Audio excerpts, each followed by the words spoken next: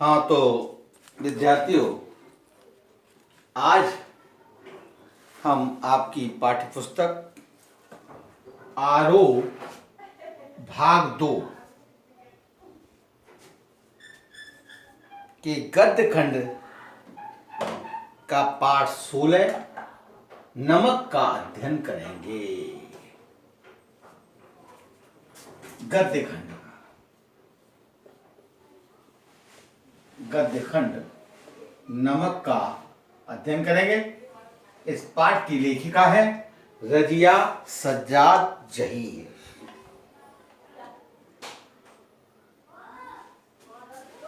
नमक, आपने 11वीं क्लास में नमक का दरोगा पढ़ा था। नमक एक ऐसी चीज थी जो प्रकृति प्रदत्त है, परंतु इस पर सरकार का नियंत्रण रहा है। सर्वप्रथम हम लेखिका का परिचय, उसके बाद पाठ का परिचय तथा पाठ के मुख्य बिंदु पर प्रकाश डालेंगे। लेखिका रजिया सज्जाद जहीर का जन्म 15 फरवरी सन 1917 को राजस्थान के अजमेर नामक स्थान पर हुआ था। इन्होंने बीए तक की शिक्षा घर पर रहकर प्राप्त की। शादी के बाद इन्होंने इलाहाबाद विश्वविद्यालय से उर्दू में एमए की परीक्षा उत्तीर्ण की। सन 1947 में वे अजमेर से लखनऊ आई और वहाँ करामत हुसैन गर्ल्स कॉलेज में पढ़ाने लगी। सन 1965 यानी 1965 में इनकी नियुक्ति सोवियत सूचना विभाग में हुई। इन्हें सोवियत भूमि नेहरू पुरस्कार से नवाजा गया। उर्दू अकादमी उत्तर प्रदेश द्वारा भी इनको पुरस्कृत किया गया। अखिल भारतीय लेखिका संघ अवार्ड से भी इनको नवाजा गया था। 18 दिसंबर सन 1979 18 दिसंबर 1979 में इनका स्वर्गवास हो गया। ये मूलतः उर्दू की कहानी लेखिका हैं। इनकी उर्दू कहानियों का संग्रह का नाम जर्द गुलाब है। आधुनिक उर्दू कथा साहित्य में इनका महत्वपूर्ण स्थान है। इन्होंने कहानी, उपन्यास व बाल साहित्य भी लिखे हैं। इन्होंने मौलिक लेखन तो किया है, साथ ही साथ अन्य भाषाओं के साहित्य का भी उर्दू में अनुवाद किया है। इनकी कहानियों में सामाजिक सद्भाव, धार्मिक सहिष्णुता और आधुनिक संदर्भों में बदलते हुए पारिवारिक मूल्यों की उभरने की का सफल प्रयास हुआ है। सामाजिक यथार्थ व मानवीय मूल्यों का सहज सामंजस्य इनकी कहानियों की विशेषता है। नमक में भी यही देखने को मिलता है। ये नमक जो उनकी कहानी है उसमें भी यही देखता है। सामाजिक यथार्थ है, सीमा बढ़ चुकी है, देश का विभाजन हो चुका है, परंतु मानवीय गुण आज भी विद्यमान है। सीमाओं के विभाजन इस मानवीय गुणों को नहीं बांट सके। उर्दू लेखिका रजिया जी की भाषा सहज, सरल और मुहावरेदार है। इनकी कुछ कहानियां हिंदी में भी रूपांतरित हो चुकी है, जैसे नमक, ये हिंदी में रूपांतरित। नमक कहानी भारत पाक विभाजन के बाद, इस कहानी का पाठ का हम परिचय देते हैं। जो पाठ है नमक, तो ये जो पाठ है, ये कहानी है, ये नमक कहानी भारत पाक विभाजन के बाद सरहद के दोनों तरफ के विस्थापित पुनर्वासित जनों के दिलों को टटोलती एक मार्मिक कहानी है। विस्थापित यानी उस स्थान को छोड़कर आए हुए दूसरे स्थान पर बसे हुए। जब विभाजन हुआ था तो भारत के कुछ लोग पाकिस्तान चले गए थे, पाकिस्तान के कुछ लोग भारत। दोनों के मन में यादें बसी हुई थी। इनके दिलों को टटोलती एक मार्मिक कहानी है। दिलों को टटोलने की इस कोशिश में अपने पराए देश परदेश की कई प्रचलित धारणाओं पर सवाल खड़े किए गए हैं। विस्थापित होकर आई सिख बीवी आज भी लाहौर को ही अपना वतन मानती है। लाहौर से भारत तो विभाजन में आ गई है, परंतु लाहौर को ही अपना वतन मानती है और सौगात के तौर पर वहां का नमक लाने की फरमाइश करती है। कस्टम अधिकारी नमक ले जाने की इजाजत देते हुए दिल्ली को अपना वतन मानता है, दिल्ली को अपना वतन मानता है। इसी तरह भारतीय कस्टम अधिकारी सुनील दास गुप्ता का कहना है कि मेरा वतन ढाका है। राष्ट्र राज्यों की नई सीमा रेखा खींची जा चुकी है और मजहबी आधार पर लोग इन रेखाओं के इधर उधर अपनी जगह मुकर्रर कर चुके हैं। इसके बावजूद जमीन पर खींची गई रेखाएं उनके अंतर्मन तक नहीं पहुंच पाई। एक अनचाही अप्रीतिकर बाहरी बाध्यता ने उन्हें अपने अपने जन्म स्थानों से विस्थापित तो कर दिया है, पर वे उनके दिलों पर कब्जा नहीं कर पाई है। नमक जैसी छोटी सी चीज का सफर पहचान के इस मार्मिक पहलू को परत दर परत उगाड़ देता है। यह पहलू जब तक सरहद के आर पार जीवित है तब तक उम्मीद की जा सकती है कि राजनीतिक सरहदें एक दिन बेमानी हो जाएगी। लाहौर के कस्टम अधिकारी का यह कथन बहुत ही सारगर्भित है।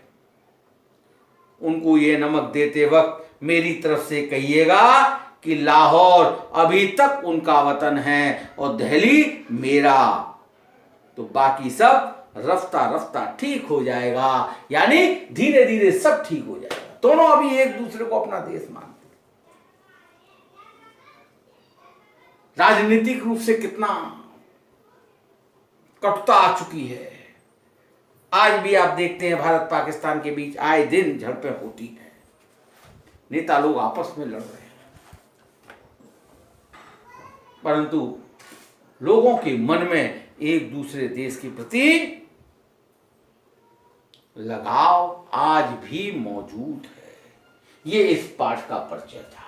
अब पाठ के मुख्य बिंदु देखिए। इस पाठ नमक को हमने कुछ बिंदुओं में बांटा है और बिंदु इस प्रकार है।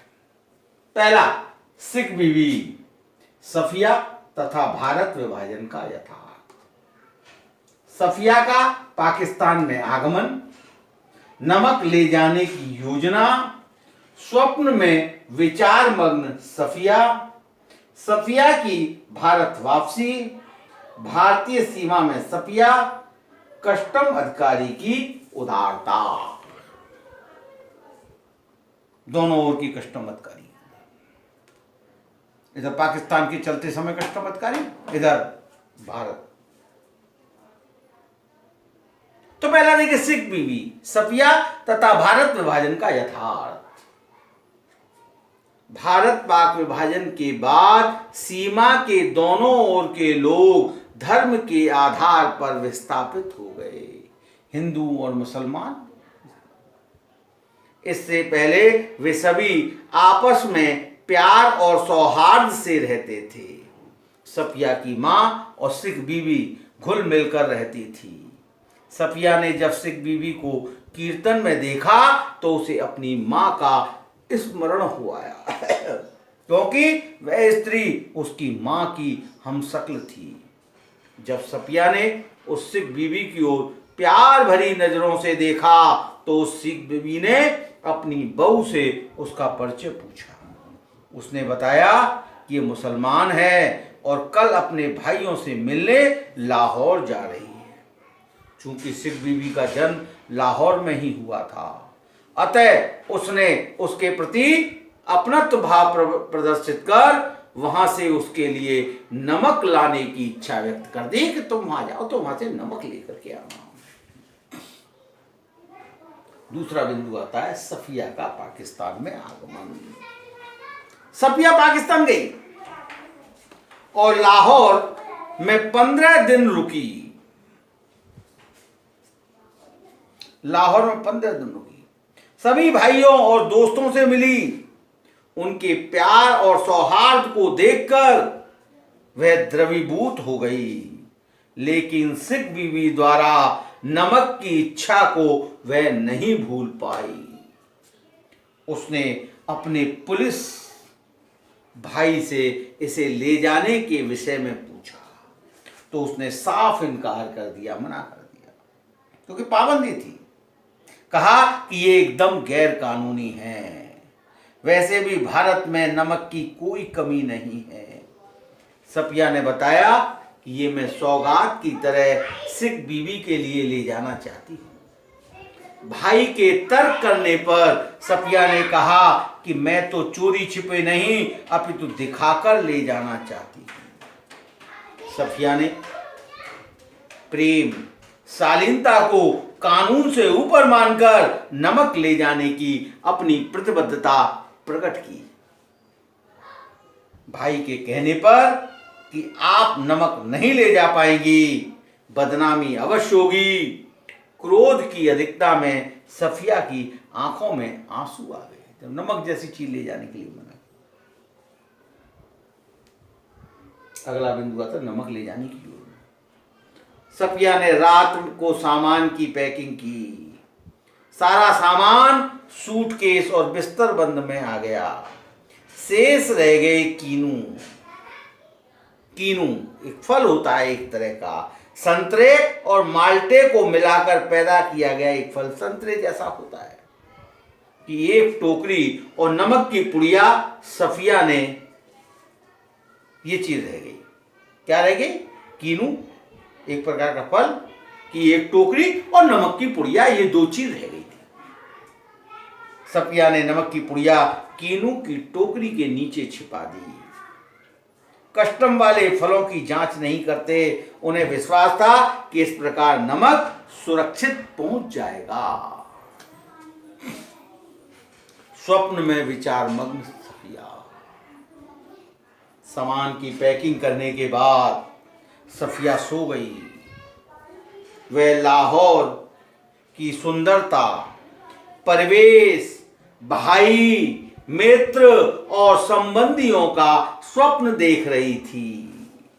भतीजियों की भोली भाली बातें याद आ रही थी। कल चले जाने और फिर कब आने या कभी ना आ पाने की चिंता थी स्वप्न में। सिख बीवी और उसकी आंखों से निकले आंसू, इकबाल का मकबरा, लाहौर का किला, उसे सभी दिखाई दे रहे थे। अचानक उसकी आंखें खुल जाती है क्योंकि नींद में उसका पैर कीनू की टोकरी पर जा पड़ा, जिसको देते समय उसके दोस्त ने कहा था ये हिंदुस्तान पाकिस्तान की एकता का मेवा है। हिंदुस्तान पाकिस्तान की एकता। सफिया की भारत वापसी। भारत वापसी के समय उसका भाई रेलगाड़ी में बैठाने आया। वे प्रतीक्षालय में यानी वेटिंग रूम में बैठी चाय पी रही थी, लेकिन उसकी दृष्टि कीनुओं से ढकी नमक की पुड़िया पर थी। कस्टम वालों ने उसके सामान की जांच की। उसने भी तय कर लिया था कि प्रेम की इस सौगात को वे चोरी से नहीं ले जाएगी। इसलिए उसने नमक की पुड़िया निकालकर बैग में रख ली थी। उसने कस्टम अधिकारी को अपनी समस्या बताई। कहाँ? पाकिस्तान। पूछने पर अधिकारी ने सफिया को अपना वतन दिल्ली यानी दिल्ली बताया था। उसने हैंडबैग से पुड़िया निकालकर मेज पर रख दी। सफिया ने कस्टम अधिकारी को सारी कहानी सुना दी। कस्टम अधिकारी ने अपने हाथ से नमक की पुड़िया बैग में रख दी। जब सफिया चलने लगी तो कस्टम अधिकारी ने कहा, मोहब्बत तो कस्टम से इस तरह गुजर जाती है कि कानून हैरान रह जाता है। सफिया के चलते के समय उसने खड़े होकर कहा, जामा मस्जिद की सीढ़ियों को मेरा सलाम कहिएगा, और उन खातून को नमक देते समय मेरी तरफ से कहिएगा कि लाहौर अभी तक उनका वतन है और दिल्ली यानी दिल्ली मेरा। मतलब देखिए, नियम कानून कायदे मोहब्बत के आगे पीछे। मोहब्बत से नमक बड़े प्रेम से मांगा था, वो प्रेम करती थी अपने लाहौर से, उस प्रेम की खातिर उसने नमक मंगाया था। कस्टम अधिकारी ने उसको, मोहब्बत तो कस्टम से इस तरह गुजर, कानून हैरान, कानून एक तरफ, मोहब्बत एक तरफ, मोहब्बत के आगे कानून भी झुक जाया करता है। ये बात उस कस्टम अधिकारी ने पाकिस्तान भारतीय सीमा में सफिया अमृतसर में हिंदुस्तानी कस्टम अधिकारी द्वारा सामान की जांच की जाने लगी। एक अधिकारी के पास जाकर उसने अपने पास नमक होने के विषय में बताया, वहां भी उसने नमक होने के विषय में बता दिया। जब लाहौर से गाड़ी चलती है और अमृतसर तक आती है, पता नहीं चलता, वेशभूषा एक है सबकी, भाषा एक है सबकी, परंतु इतना फर्क पड़ता है कि पाकिस्तान की जगह भारत के सुरक्षाकर्मी आ जाते हैं। बस ये अंतर जरूर दिखाई देता है। बाकी पाकिस्तान से जो गाड़ी चलती है, लाहौर से जो गाड़ी चलती है अमृतसर तक, किसी प्रकार से ये एहसास नहीं होता कि कहीं हम दो अलग अलग देशों में जा रहे हों। अमृतसर में हिंदुस्तानी कस्टम अधिकारियों द्वारा सामानों की जांच की जाने लगी। एक अधिकारी के पास जाकर उसने अपने पास नमक होने के विषय में बताया। उसने नमक की पुड़िया सफिया को देते हुए बताया कि उसका वतन ढाका है। उस कस्टम अधिकारी ने अपने पास रखी नजरुल इस्लाम की एक किताब सफिया को दिखाई।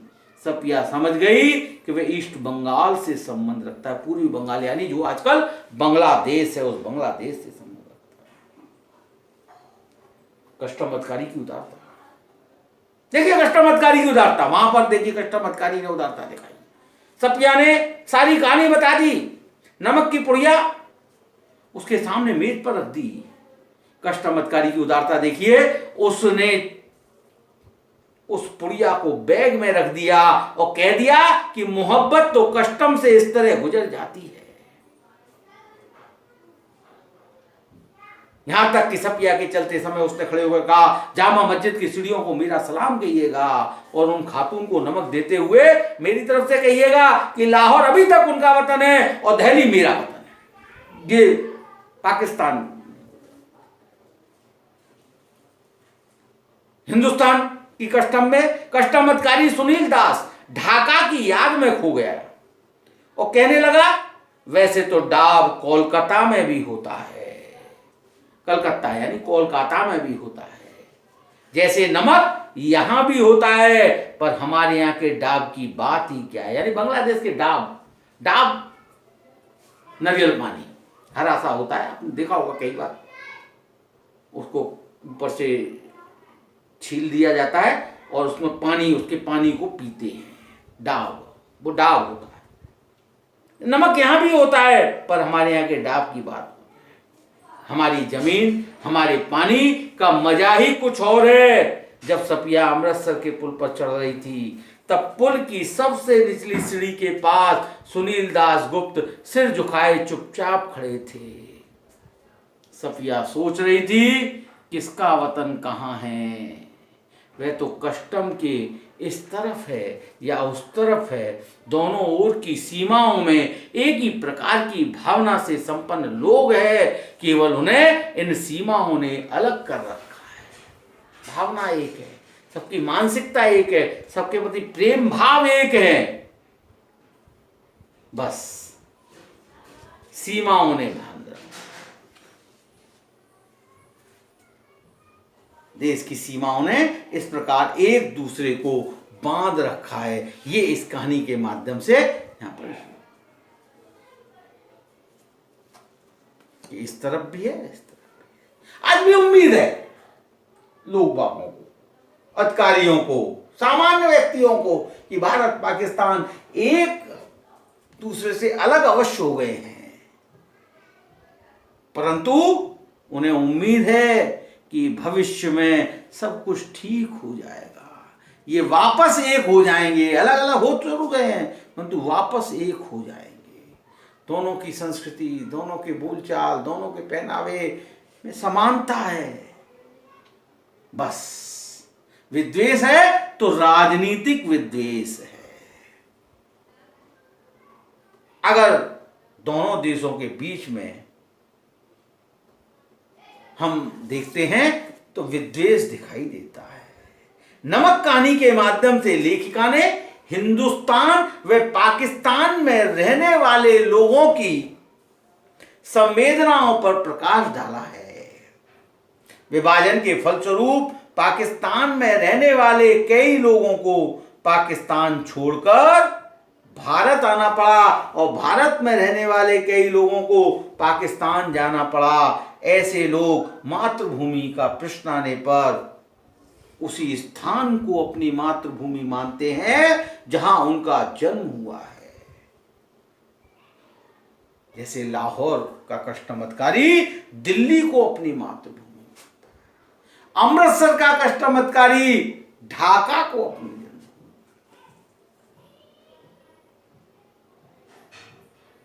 उसी स्थान को अपनी मातृभूमि जहां उनका जन्म हुआ, जहां उनका लालन पालन हुआ। इसलिए आज भी दोनों देशों के लोग एक दूसरे के यहां जाने के लिए लालायित रहते हैं, उत्सुक रहते हैं। कस्टमतकारी भी इसकी अफवाह नहीं है। सभी को अपने जन्म स्थान से अत्यधिक प्रेम होता है। भगवान राम ने लक्ष्मण जी से कहा था, जिस समय लक्ष्मण ने लंका पर विजय प्राप्त की थी, तो अपि स्वर्णमयी लंका नमे लक्ष्मण रोचते, सोने की युक्त शंका है जरूर, परंतु हे लक्ष्मण मुझे अच्छी नहीं लगती, मुझे रुचिकर नहीं लगती। नमे लक्ष्मण रोचते, हे लक्ष्मण मुझे अच्छी नहीं लगती। क्यों? क्योंकि जननी जन्मभूमिश्च स्वर्गादपि गरीयसी, क्योंकि जननी और जन्मभूमि स्वर्ग से भी श्रेष्ठ होती है। भारतीय कस्टमतकारी और पाकिस्तानी कस्टमतकारी इसकी अपवाद नहीं है। भारतीय कस्टमतकारी ढाका को अपना वतन मानते हैं, वहां की जमीन, वहां के पानी की प्रशंसा करते हैं। पाकिस्तानी कस्टमतकारी दिल्ली को अपना वतन मानते हैं, वहां की जामा मस्जिद के प्रति श्रद्धा का भाव रखते हैं। इस पाठ का आप अध्ययन करेंगे, इस पाठ की रीडिंग करेंगे, इसके पाठ्य पुस्तक के प्रश्न उत्तर करने का प्रयास करेंगे। बस आज इतना ही। आपका दिन सुवर्ण मंगल में हो। धन्यवाद।